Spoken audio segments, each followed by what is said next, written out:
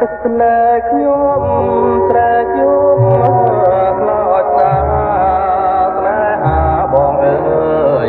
ព្រោះធ្លាប់ជាកាយផ្លែគ្មានធ្លាប់មករួមនិន្ទ្រាសងសារនឹងគ្នាជាប្រក្រទេ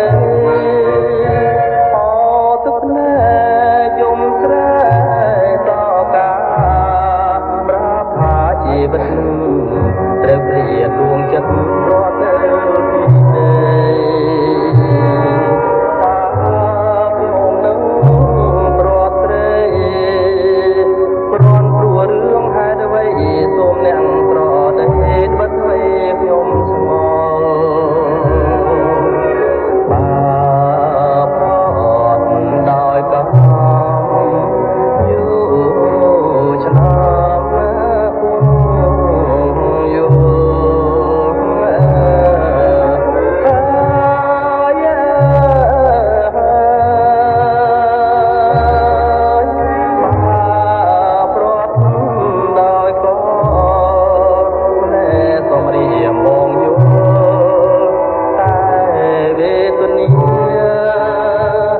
ស្នេហ៍ចា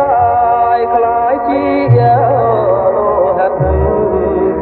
មិត្តមកអើយអិនសំចម្លើយថាបានគ្នាមើលមកជាគ្នាព្រោះខ្ញុំមានវេរីជាតិនេះមានពីជួបគ្នាជាតិក្រោយ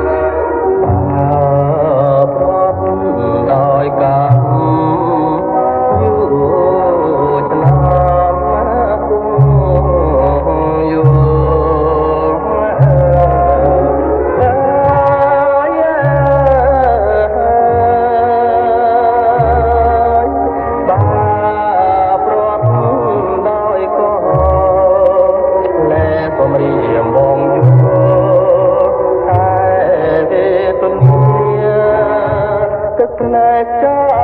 យខ្លាយជាលោហិតមិត្តមកអើយ